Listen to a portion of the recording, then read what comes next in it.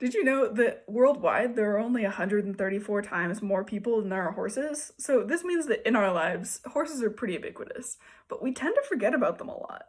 So today I'm going to be telling you about horseback riding, which is a sport that I really enjoy and is very mentally and physically stimulating, but tends to get forgotten. I'm not really sure why, but it does.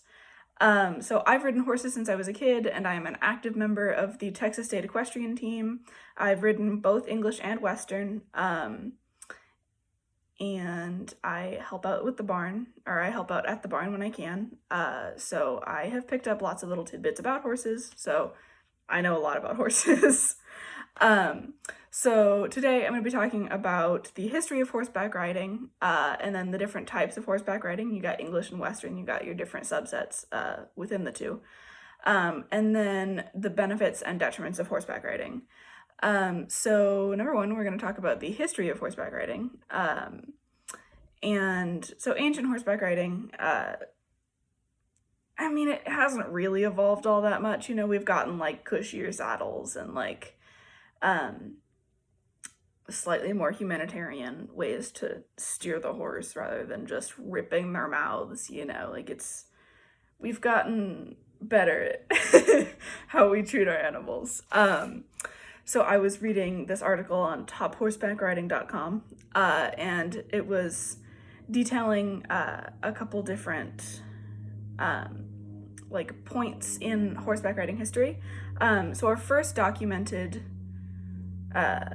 view of horseback riding was in 307 BCE in the Zhao state in China, and they had some neighbors that were attacking them, and they were on horseback, and they were like, oh, shoot, we got to get on horseback. So they developed mounted horseback riding, and they had very uncomfortable saddles, and I didn't steer super well.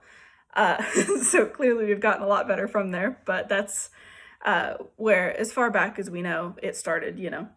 And then if you get to like ancient Greece, ancient Rome, you've got the Olympic Games, and they had both chariot racing and saddled racing, and they were very popular, very well-attended events.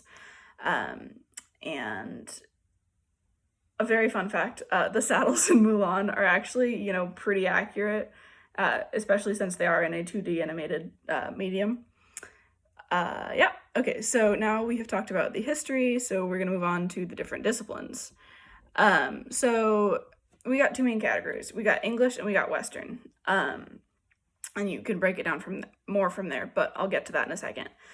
So there's this article from the Manitoba Horse Council, and it details all of the different disciplines, or all of the common ones, you know, and it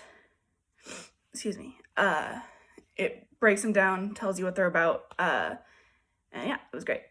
So English, as you may have guessed, comes from England. Very exciting. Generally, to specify from Western, it has more strict, sometimes it can be viewed as prissier rules regarding like type of dress and technique and stuff like that. And their disciplines tend to be more presentation oriented rather than goal oriented. And their disciplines can include dressage, endurance, eventing, hunter jumping, polo, saddle seat, therapeutic riding, and trail riding. And you got Western, which is, it was developed for cowboys in the Wild West of America, and it was taken from like core ideas that the Spanish conquistadors brought over to America when they conquered.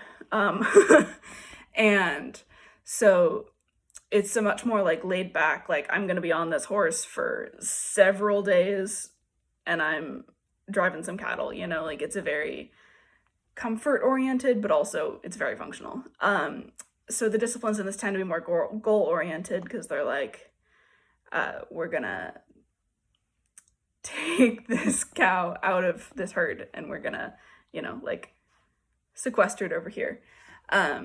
So they tend to be more goal oriented, and the disciplines can include barrel racing, cutting, pole bending, reining, team penning, once again therapeutic and trail riding, and also Western pleasure.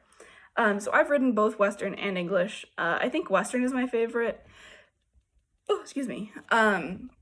I know that, like, you don't jump in Western, so that's, you know, always a plus that English has.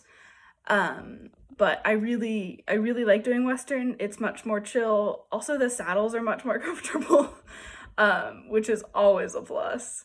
But yeah, they're both very fun, but I think personally I like Western more. And then, so now we've talked about the history and the disciplines, so now we're going to talk about some advantages and disadvantages. So horseback riding is very good for you both physically and mentally, but like everything, it has its detriments. So an article by Pine Hill Ranch in Little Rock, Arkansas, listed some of the strengths, some of the weaknesses of horseback riding. It was a very interesting article. I've linked it in the, I don't remember, biography. There it is, sorry. And so, yeah, okay, so riding has a ton of physical benefits. Like it strengthens your core, it strengthens your thighs, it really works your balance and your coordination, and it has a ton of mental health benefits like reducing stress and providing a healthy form of mental stimulation, but like everything else, it has its downsides. So, you know, besides the very real and ever-present danger of falling off and severely injuring yourself, it puts a lot of stress onto your knees. Like your knee bends like this, but it presses sideways, so that's no good. And then also when you're riding along, the horses are very bouncy, so you jolt a lot and it can put a lot of pressure on your spine, so it's not all good. So in summation, horseback riding is a very stimulating sport, both mentally and physically, and I think it gets forgotten a lot. So we talked about the history of horseback riding, and then the different types of horseback riding, and then we talked about the benefits and detriments of horseback riding. So I think a lot of these rules and regulations might seem a little silly sometimes, and it is an under-acknowledged sport, and I find it incredibly rewarding. So thank you.